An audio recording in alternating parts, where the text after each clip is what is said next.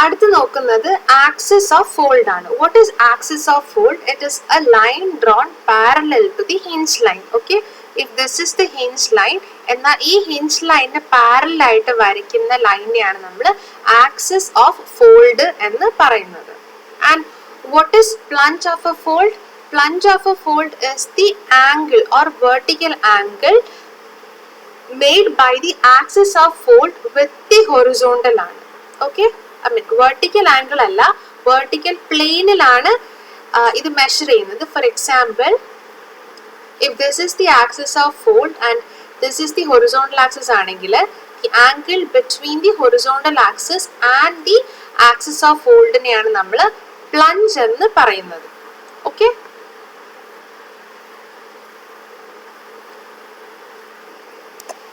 C ഈ പിക്ചറിൽ നിങ്ങൾക്ക് പ്ലഞ്ച് ആംഗിളിൻ്റെത് കുറച്ചും കൂടി മനസ്സിലാവും. ഇത് ഒരു നോൺ പ്ലഞ്ചിങ് ഫോൾഡ് ആണ്. ഇതാണ് ഫോൾഡ് ആക്സിസ്, ഇത് തന്നെയാണ് ഹൊറിസോണ്ടൽ ആക്സിസും. So there is no angle between the plunge and the horizontal axis. ഇതിനെ നോൺ പ്ലഞ്ചിങ് എന്ന് പറയും. പക്ഷെ ഈ കേസ് നോക്ക്, ഇത് ഹൊറിസോണ്ടൽ ആക്സിസ് ആയിട്ട് ഈ ഒരു ആക്സിസ് ഓഫ് ഫോൾഡ് ഒരു ആംഗിൾ മേക്ക് ചെയ്യുന്നുണ്ട്. അതുകൊണ്ടാണ് കുറച്ച് ഇൻക്ലൈൻഡ് ആയിട്ട് കയറിയിരിക്കുന്നുണ്ടോ. ഇഫ് ദിസ് ഇസ് ദി ഹൊറിസോണ്ടലും ആക്സിസ് ഓഫ് ഫോൾഡ് നമ്മളൊരു ആംഗിൾ മേക്ക് ചെയ്യുന്നുണ്ട്. സോ അതിനെയാണ് നമ്മൾ പ്ലഞ്ച് ഓഫ് ഫോൾഡ് എന്ന് പറയുന്നത്. What is crest and trough? ഞാൻ നേരത്തെ പറഞ്ഞു ഒരു വേവ് പോലെ ഓർത്ത് വെക്കുക.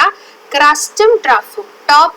അപ്പം ഫോർ എക്സാമ്പിൾ നമ്മൾ ഇത് എടുക്കുവാണെങ്കിൽ ഇതാണ് ക്രസ്റ്റ്, ഇത് ട്രഫ്. ഓക്കെ, ഹയസ്റ്റ് ആംപ്ലിറ്റ്യൂഡ് വരുന്ന പോർഷന്റെ ക്രസ്റ്റും താഴത്തത് നമ്മൾ ട്രഫ് എന്നും പറയും. The line running through the highest point in an up-arched fold is defined as its crust, and the line running through the lower point in a down-arched fold is known as trough. Okay, so different parts of fold വരച്ച് label ചെയ്തിട്ട് അവര് എഴുതാനും നമ്മുടെ ക്വസ്റ്റ്യൻസിൽ ചോദിക്കാറുണ്ട്. Now we are moving on to the classification of fold ആണ്. Most of the folds may be simple or complex. Modification of two basic types of fold എന്താണെന്ന് വെച്ചാൽ anticlines and synclines ആണ്. ഓക്കെ, സി ഈ പിക്ചറിൽ നിന്ന് തന്നെ നമുക്ക് ആന്റിക്ലൈനും സിങ്ക്ലൈൻ എന്താണെന്ന് മനസ്സിലായി. ഈ പൊങ്ങി വരുന്ന പോർഷന്റെ അവിടെ ആന്റിക്ലൈനും സിങ്ക് ചെയ്യുന്ന പോർഷന്റെ അവിടെ സിങ്ക്ലൈനും. Again see you have an anticline. Okay, so ഈ പടം ഓർത്ത് വെച്ചോളൂ. The strata are up-arched. These become convex upwards. See, convex upwards ആവുന്നതിനെ anticline എന്ന് പറയും.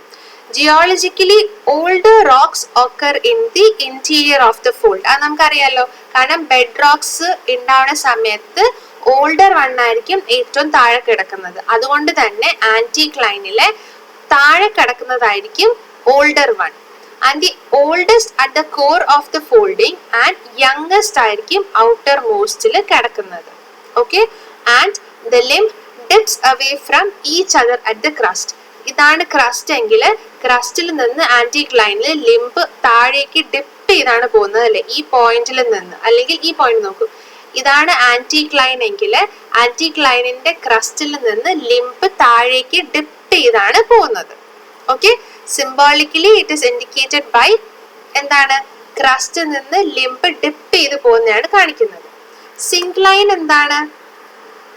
കോൺവെക്സ് ഡൗൺവേർഡ്സ് ആണ്. കോൺവെക്സ് ഡൗൺവേർഡ്സിനെയാണ് നമ്മൾ സിങ്ക്ലൈൻ എന്ന് പറയുന്നത് അല്ലേ. ഇത് നമുക്ക് എങ്ങനെയായിരിക്കും റെപ്രസെന്റ് ചെയ്യുന്നത്? ട്രഫ് പോയിന്റിലേക്ക് നമ്മുടെ ലിംബ് വന്നു ചേരുകയാണ് അല്ലേ. ട്രഫ് പോയിന്റിലേക്ക് ലിംബ് വന്നു ചേരുന്നോണ്ടാണ് നമ്മൾ സിങ്ക്ലൈനെ ഇങ്ങനെ ഇൻഡിക്കേറ്റ് ചെയ്യുന്നത്. ഓക്കെ, സിങ്ക്ലൈൻ എടുത്താലോ, സിങ്ക്ലൈനില് ഓക്കെ സിങ്ക്ലൈൻസിൽ യങ്ങർ റോക്ക് എവിടെയാ വരുന്നത്? ഇവിടെയും പുതിയത് വരുന്നത് ട്രഫിന്റെ പോർഷനിലായിരിക്കും. ഓക്കെ, അതാണ് ഇവിടെ എഴുതിയിട്ടുള്ളത്. Geologically, younger rocks occur in the core of the fold and the older rocks form the outer flank. And the limb dips towards the common center ആണ്, and symbolically it is represented like this. Okay, so this is anticlines and synclines. Synclines എന്ന് പറഞ്ഞാൽ zinc ചെയ്യുവാണ്, അത് മാത്രം ഓർത്താൽ മതി. Now classification based on the position of axial plane. Axial പ്ലെയിനിന്റെ പടം ഞാൻ നേരത്തെ കാണിച്ചെന്ന് ഓർമ്മയുണ്ടോ? എല്ലാ ഹിഞ്ചും കൂടി ചേർന്ന് നിൽക്കുന്ന ഒരു പ്ലെയിനെയാണ് നമ്മൾ ആക്സിയൽ പ്ലെയിൻസ് എന്ന് പറയുന്നത്. So based on axial planes we have symmetrical ഫോൾഡും അസിമെട്രിക്കൽ ഫോൾഡും. ഈ പേരെന്താണ് നമുക്ക് മനസ്സിലായി. If this is the axial plane, axial പ്ലെയിനിന്റെ അപ്പുറത്തും ഇപ്പുറത്തും മിറർ ഇമേജ് പോലെയാണെങ്കിൽ അതിനെ സിമെട്രിക് എന്നും, അതിന്റെ അപ്പുറത്തിപ്പുറത്തും വേറെ ആയിട്ടാണ് വരുന്നതെങ്കിൽ അതിനെ അസിമെട്രിക്കൽ ഫോൾഡ് എന്നും പറയും. Okay, so these are also called normal അഥവാ അപ്രൈറ്റ് ഫോൾഡ്. ഇതിൽ axial plane is essentially vertical ആയിരിക്കും and the limbs are equal in length and also dip angle equal ആയിരിക്കും but in opposite direction. Asymmetrical ഫോൾഡ്സിലോ ഇവിടെ limb ഒക്കെ unequal length ആയിരിക്കും and also dip angle unequal ആയിരിക്കും on either side of the axial plane and axial plane vertical ആവണം എന്ന് ഇല്ല. പിന്നെ വരുന്നതാണ് overturned folds. See, overturned foldൽ എന്താണ്? രണ്ട് ലിംബും ഒരേ ഡിറക്ഷനിലേക്കാണ് ഡിപ്പ് ചെയ്യുന്നത്. ഇത് നോർമൽ ലിംബാണ്. ഓക്കെ, മറ്റേ ലിംബും ഈ ഡിറക്ഷനിലേക്ക് ഇങ്ങോട്ട് തന്നെയാണ് ഡിപ്പ് ചെയ്യാൻ നോക്കുന്നത്. അതിനെയാണ് ഓവർ ടേൺഡ് ഫോൾഡ് എന്ന് പറയുന്നത്. And the amount of dip of the two limbs may or may not be same ആണ്. പിന്നെ വരുന്ന എന്താണ്? ഐസോക്ലീനൽ ഫോൾഡ്സ്. ഐസോക്ലീനൽ ഫോൾഡ്സ് എന്ന് പറഞ്ഞാൽ എന്താണ്? എല്ലാ ആക്സിയൽ പ്ലെയിൻസും പാരലൽ ആയിട്ടാണ് ഉള്ളത് എങ്കിൽ അതിനെ ഐസോക്ലീനൽ ഫോൾഡിംഗ് എന്ന് പറയും. Okay, meaning that all the component limbs are dipping at equal amounts ആണ്. ആക്സിയൽ പ്ലെയിൻ പാരലൽ ആണെങ്കിൽ എന്താ സംഭവിക്കുക? എല്ലാ ലിംസും ഈക്വൽ എമൗണ്ടിലാണ് ഡിപ്പ് ചെയ്തു പോകുന്നത്. പിന്നെ ഉള്ളതാണ് റിക്കംബന്റ് ഫോൾഡ്സ് എന്ന് പറയുന്നത്. ഈ റിക്കംബന്റ് ഫോൾഡ്സ് എന്ന് പറഞ്ഞാൽ എന്താണ്? ആക്സിയൽ പ്ലെയിൻ ഓൾമോസ്റ്റ് ഹൊറിസോണ്ടൽ ആയിരിക്കും. Okay, axial plane almost horizontal ആയിട്ട് വരുന്നതിനെയാണ് നമ്മൾ റിക്കംബന്റ് ഫോൾഡ് എന്ന് പറയുന്നത്. ഫോർ എക്സാമ്പിൾ സി, ഇതാണ് നോർമൽ ലിംബ്, പക്ഷെ ഡിപ്പിംഗ് ലിംബ് നോക്ക് റിവേഴ്സ് ഡിറക്ഷനിലാണ് വരുന്നത്. സോ അതിനെയാണ് നമ്മൾ റിക്കംബന്റ് ലിംബ് എന്ന് പറയും. Then we have conjugate folds. Pair of folds that may have mutually inclined axial planes are called conjugate folds. Okay, അങ്ങോട്ടും ഇങ്ങോട്ടും മ്യൂച്വലി ഇൻക്ലൈൻഡ് ആയിട്ടുള്ള ആക്സിയൽ പ്ലെയിൻസ് ഉണ്ടെങ്കിലാണ് നമ്മൾ അതിനെ കോൺജുഗേറ്റ് ഫോൾഡ് എന്ന് പറയുന്നത്. ഓക്കെ, ഇതും നിങ്ങൾ ഒന്നും എഴുതിയില്ല എങ്കിലും നിങ്ങൾ പടം വരച്ച് കാണിച്ചാലും മതിയാവും. Okay, and finally we have the box fold. These folds have exceptionally flattened top and steeply inclined limbs ആയിരിക്കും. ഓക്കെ, സി ഇതായിരിക്കും ആക്സിയൽ പ്ലെയിൻ, പക്ഷെ സി ത്രൂ ഔട്ട് ഒരു ഹൊറിസോണ്ടൽ ആയിട്ടാ വരുന്നത്, വേറെ ലിംബ് സ്റ്റീപ്പ് ആയിട്ട് പോവാണ്. Okay, folds having exception. Okay, flat ടോപ്പും പക്ഷെ സ്റ്റീപ്പി ഇൻക്ലൈൻഡ് ലിംസ് ഉള്ളതിനെയാണ് നമ്മൾ ബോക്സ് ഫോൾഡ് എന്ന് പറയുന്നത്. So based on the axial plane നമുക്ക് ഏഴ് ഫോൾഡ്സ് ആണ് ഉള്ളത്. ഇനി classification based on the degree of compression ആണ്. See, layers of rocks may be compressed only slightly അല്ലെങ്കിൽ severely during the process of folding. Okay, depending upon the forces and the nature of the rocks ആണ്. In the first case, a bend or fold may be caused without causing any appreciable variation in the thickness of the rock anywhere. അതിനെ നമ്മൾ open fold എന്ന് പറയും. C, എല്ലായിടത്തും rock ബെഡിന്റെ thickness same ആയിട്ടാണ് വന്നിരിക്കുന്നത് എന്ന് പറഞ്ഞാൽ നമ്മൾ കൊടുത്ത axial compression was not differential അല്ലായിരുന്നു, ഒരു adequate amount of axial compression ആണ് ആ ബെഡ് റോക്കിൽ ഉണ്ടായത്. സി, എല്ലാ പോർഷനിലും ബെഡിന്റെ തിക്നെസ് സെയിം ആയിട്ടാണ് വരുന്നത്. അതിനെ നമ്മൾ ഓപ്പൺ ഫോൾഡ് എന്ന് പറയും. But when folding is due to very severe forces, അപ്പൊ എന്താ സംഭവിക്കുക? നമ്മുടെ ബെഡിന് ഓരോ പോർഷൻ എടുക്കുമ്പോഴും ഓരോ തിക്നെസ് ആയിരിക്കും ഉണ്ടാവുക. അതിനെ നമ്മൾ എന്താ പറയുന്നത്? ക്ലോസ്ഡ് ഫോൾഡ്സ് എന്ന് പറയും. ഓക്കെ, സോ ക്ലോസ്ഡ് ഫോൾഡ്സിൽ എപ്പോഴും എന്തായിരിക്കും? തിൻ ബെഡ് റോക്സ് ആയിരിക്കും ലിംബ്സിലുള്ളത്, ക്രസ്റ്റില് ബെഡിന്റെ തിക്നെസ് എന്ന് പറഞ്ഞാൽ നല്ല കൂടുതലായിരിക്കും. Okay, yes. Now coming on to classification based on the behavior with depth. Okay, with depth നമുക്ക് എങ്ങനെയാണ് ക്ലാസിഫൈ ചെയ്യാൻ പറ്റുമെന്ന് നോക്കാം. First one, concentric fold. ഈ പടത്തിൽ തന്നെ അറിയാം, 1 2 3 4 5 ഫോൾഡ് കോൺസെൻട്രിക് ആയിട്ട് വന്നിട്ടുണ്ട്. അതിനെയാണ് നമ്മൾ കോൺസെൻട്രിക് ഫോൾഡ്സ് എന്ന് പറയുന്നത്. The thickness of the involved layers remain uniform and constant even after folding. Okay, that is different types of layers ഉണ്ട്.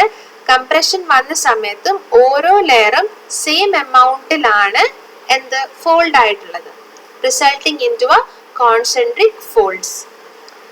Second one is similar fold. The fold in which the degree of folding is observed to be similar for definite depths are grouped as similar fold. For example, see, similar fold എന്താണ്, thickness of the layer throughout ഒരു constant ആയിട്ടാണ് വരുന്നത് അല്ലേ, and the layers have the same wave shape ആണ്. Okay, but thickness along each layer varies. ഓരോ ലെയറിന്റെ തിക്നെസ്സും വേറെ ആയിരിക്കും. പക്ഷെ ഒരു പെർട്ടിക്കുലർ ലെയർ എടുക്കുമ്പോൾ ഓക്കെ എല്ലായിടത്തും ഓൾമോസ്റ്റ് സെയിം തിക്നെസ് ആണ്. അത് മാത്രമല്ല എന്താണ്, സെയിം വേവ് ഷേപ്പ് തന്നെയാണ് പോയിക്കൊണ്ടിരിക്കുന്നത്. അതിനെയാണ് നമ്മൾ സിമിലർ ഫോൾഡ്സ് എന്ന് പറയുന്നത്. അടുത്ത് വരുന്നതാണ് സൂപ്പർജിനിയസ് ഫോൾഡ്സ്. സൂപ്പർജിനിയസ് ഫോൾഡ്സ് നമുക്ക് ഈ പടത്തിൽ നിന്ന് തന്നെ മനസ്സിലായി, ക്രസ്റ്റില് ഒരു തിക്നെസ്സും റഫില് വേറൊരു തിക്നെസ്സും ആയിരിക്കും ഉണ്ടാവുന്നത്. Okay, so they are not induced by folding process but essentially being due to erosional അഥവാ depositional process കൊണ്ടായിരിക്കും. ഓക്കെ, സാധാരണ ലാറ്ററൽ കംപ്രഷൻ ഷിയറിംഗ് കൊണ്ടോ ഒന്നും ആയിരിക്കില്ല ഇങ്ങനെ ഡിഫറെന്റ് തിക്നെസ് വന്നത്. ഒന്നെങ്കിൽ ഇപ്പൊ എന്താ, ക്രസ്റ്റില് തിക്നെസ് കൂടുതലും ട്രഫില് തിക്നെസ് കുറവാണെങ്കിൽ ഇപ്പൊ ക്രസ്റ്റിന്റെ അവിടെ ഡിപ്പോസിഷൻ വന്നിട്ടുണ്ട്, ഓക്കെ, ട്രഫിന്റെ അവിടെ ഇറോഷൻ നടന്നിട്ടുണ്ട്. സോ ഒരു അൺഈവൻ ഡിപ്പോസിഷൻ ആൻഡ് ഇറോഷൻ കാരണമാണ് ക്രസ്റ്റിന്റെയും ട്രഫിന്റെയും അവിടെ വേരിയിങ് തിക്നെസ് വരുന്നത്. അതിനെയാണ് നമ്മൾ സൂപ്പർടേനിയസ് ഫോൾഡ്സ് എന്ന് പറയുന്നത്. ഇനിയുള്ളത് classification based on relative curvature ആണ്. ഇനി ക്ലാസ് 1 ഫോൾഡ് എന്തായിരിക്കും, ഔട്ടർ ലിംബ്. ഓക്കെ, ഔട്ടർ ലിംബിന്റെ ഡിഗ്രി ഓഫ് കർവേച്ചർ ഇന്നർ ലിംബിനേക്കാളും കുറവായിരിക്കും. സി, ഇതിൽ നിങ്ങൾക്ക് കാണാൻ പറ്റുന്നുണ്ടോ എന്ന് അറിയില്ല. ഇതാണ് എ, എനേക്കാളും ബിനായിരിക്കും കർവേച്ചർ കൂടിയത്. അതിനെയാണ് ക്ലാസ് 1 എന്ന് പറയുന്നത്. ക്ലാസ് 2ൽ എന്താണ്, രണ്ടിനും സെയിം കർവേച്ചർ ആയിരിക്കും. ക്ലാസ് 3 എന്തായിരിക്കും, എ ഔട്ടറിലുള്ളതിനായിരിക്കും കർവേച്ചർ കൂടുതൽ ഇന്നറിനേക്കാളും. ഓക്കെ, അതാണ് based on relative curvature we have class 1, class 2 and class 3 folds. പിന്നെ വരുന്നത് ബേസ്ഡ് ഓൺ പ്ലഞ്ച് ആണ്. പ്ലഞ്ചിൻ്റെ ഞാൻ നേരത്തെ ഇതിന്റെ പാർട്ട് 1ൽ ഞാൻ വിത്ത് പ്ലഞ്ചിങ് ഫോൾഡും നോൺ പ്ലഞ്ചിങ് ഫോൾഡും കാണിച്ചായിരുന്നു അല്ലേ. നോൺ പ്ലഞ്ചിങ് ഫോൾഡിൽ എന്തായിരിക്കും, ഫോൾഡ് ആക്സിസ് ഹൊറിസോണ്ടൽ ആയിരിക്കും, പക്ഷെ പ്ലഞ്ചിങ് ഫോൾഡിൽ ആക്സിസ് ഓഫ് ഫോൾഡ് ഹൊറിസോണ്ടൽ ആയിരിക്കില്ല. സി, അതിന്റെ പടമാണ് ഈ കാണിച്ചിരിക്കുന്നത്. A1ല് ആക്സിസ് ഓഫ് ഫോൾഡ് ഹൊറിസോണ്ടൽ ആണ്. സോ ഇവിടെ പ്ലഞ്ച് ആംഗിൾ ഒന്നും ഇല്ല, അതുകൊണ്ടാണ് ഇതിനെ നോൺ പ്ലഞ്ചിങ് എന്ന് പറയുന്നത്. പക്ഷെ ഇവിടെ ആക്സിസ് ഓഫ് ഫോൾഡ് ഹൊറിസോണ്ടൽ അല്ല. So this is the plunging angle. പിന്നെ വരുന്നത് classification based on the profile of fold surfaces ആണ്. So classification based on profile first വരുന്നത് ഷെവ്രോൺ ഫോൾഡ്സ് ആണ്. ഷെവ്രോൺ ഫോൾഡ്സ് നമുക്ക് ഈ പടത്തിൽ തന്നെ മനസ്സിലാവും. അവർക്ക് ഷാർപ്പ് ക്രെസ്റ്റും ട്രഫും ആയിരിക്കും ഉണ്ടാവുക. ആൻഡ് ലിംസ് എന്നൊക്കെ പറയുന്നത് ഓൾമോസ്റ്റ് സ്ട്രെയിറ്റ് ആയിട്ടായിരിക്കും ഉണ്ടാവുന്നത്. Okay, they have a well defined sharp hinge points and straight planar limbs. ഇനി കോൺജുഗേറ്റ് ഫോൾഡ് എന്ന് പറഞ്ഞാലോ, അവർക്ക് 2 ഹിഞ്ച് പോയിന്റ് ആയിരിക്കും ഉണ്ടാവുന്നത്. C, hinge point 1, hinge point 2. And അത് മാത്രമല്ല, അവർക്ക് 2 അല്ല 3 ലിംസ് ആയിരിക്കും ഉണ്ടാവുക. Okay, limb 1, limb 2 and limb 3. അതിനെയാണ് നമ്മൾ കോൺജുഗേറ്റ് ഫോൾഡ് എന്ന് പറയുന്നത്. ഓക്കെ, സോ ഇവിടുത്തെ ഹിഞ്ച് ആംഗിൾ എന്ന് പറയുന്നത് അക്യൂട്ട് ആംഗിൾ ആയിരിക്കും. ഇവിടെ 2 ഹിഞ്ച് പോയിന്റ് ആയിരിക്കും ഉണ്ടാവുന്നത് വിത്ത് 3 limbs. പിന്നെ വരുന്നത് സിലിണ്ടറിക്കൽ ഫോൾഡ് ആണ്. അത് നമ്മൾ നോർമലി കാണുന്ന പോലത്തെ തന്നെയാണ്. ഓക്കെ, ഇന്നർ സർഫസസ് കോൺകേവ് ആയിട്ടിരിക്കും. ഓക്കെ, മേളിലോട്ട് വരുന്നതിന് ആന്റിക്ലൈൻ എന്നും താഴേക്ക് ഡിപ്പ് ചെയ്യുന്നതിന് സിൻക്ലൈൻ എന്നായിരിക്കും പറയുന്നത്. ഇനി വരുന്നത് classification based on mode of occurrence ആണ്. ഫസ്റ്റ് വൺ ആന്റിക്ലോറിയം ആണ്. എന്ന് പറഞ്ഞാൽ for a long distance anticline ആയിരിക്കും പ്രീഡോമിനന്റ് ആയിട്ട് നിൽക്കുന്നത്. എന്ന് പറഞ്ഞാൽ കുറേ ഫോൾഡ് ഉണ്ട്, പക്ഷെ ആ എല്ലാ ഫോൾഡിനെയും കൂടി ഒരുമിച്ച് നമുക്ക് വരയ്ക്കുമ്പോൾ ഒരു ആന്റിക്ലൈൻ ആണ് കിട്ടുന്നത്. അതിനെയാണ് നമ്മൾ ആന്റിക്ലോറിയം എന്ന് പറയുന്നത്. So it is system of exceptionally large size fold running often for several hundred length and several kilometers in width ആണ്. സോ കുഞ്ഞു കുഞ്ഞു ഫോൾഡ് എല്ലാം കൂടി ഒരുമിച്ച് നമ്മൾ ജോയിൻ ചെയ്യുമ്പോൾ ഒരു റിസൾട്ടിങ് ആന്റിക്ലൈൻ ആണ് കിട്ടുന്നത്. ഇനി സിൻക്ലിനോറിയം എന്ന് പറഞ്ഞാൽ എന്താണ്? ഇതിന്റെ നേരെ റിവേഴ്സ് ആണ്. ഓക്കെ, കുറേ ദൂരത്തേക്ക് ഡിഫറെന്റ് കുറേ കുഞ്ഞു കുഞ്ഞു ഫോൾഡ് ഒരുമിച്ച് ചേർത്തിട്ടാണ് നമുക്ക് സിൻക്ലോറിയം കിട്ടുന്നത്. സോ ആ കുഞ്ഞു കുഞ്ഞു ഫോൾഡ് എല്ലാത്തിനെയും കൂടി നമ്മൾ ഒരുമിച്ച് വരയ്ക്കുമ്പോൾ നമുക്ക് എന്താ ഒരു സിൻക്ലൈൻ ആയിരിക്കും കിട്ടുന്നത്. പിന്നെ വരുന്നതാണ് ഡോംസ് ആൻഡ് ബേസിൻസ്. ഇനി ഡോംസ് എന്താ നോക്കൂ, നമുക്ക് പ്ലാനിൽ നിന്ന് നോക്കിയാൽ തന്നെ അറിയാം. ഡോംസ് എന്ന് പറഞ്ഞാല് കോൺസെൻട്രിക് സ്ട്രാറ്റാസ് ആണ് ഉള്ളത്. ഓക്കെ, കോൺസെൻട്രിക് ബെഡ്റോക്സ് ആണ് ഉള്ളത്. സച്ച് വേ ദാറ്റ് സെന്ററിൽ നിന്ന് അവർ പുറത്തേക്ക് ഡിപ്പ് ചെയ്ത് പുറത്തേക്കാണ് പോകുന്നത്. അതുകൊണ്ട് തന്നെ ഓൾഡർ റോക്സ് നടുക്കായിരിക്കും. സി, ഡോമിന്റെ ക്രോസ് സെക്ഷൻ ഇങ്ങനെയാണ്. ഇത് പ്ലാൻ ആണ് വരച്ചിരിക്കുന്നത്. ഇവിടെ കാണാമല്ലോ എന്താണ്?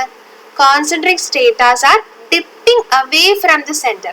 സെന്ററിൽ നിന്ന് ദൂരേക്കല്ലേ ഇത് മാറി മാറി പോകുന്നത്. അതിനെയാണ് നമ്മൾ ഡോം എന്ന് പറയുന്നത്.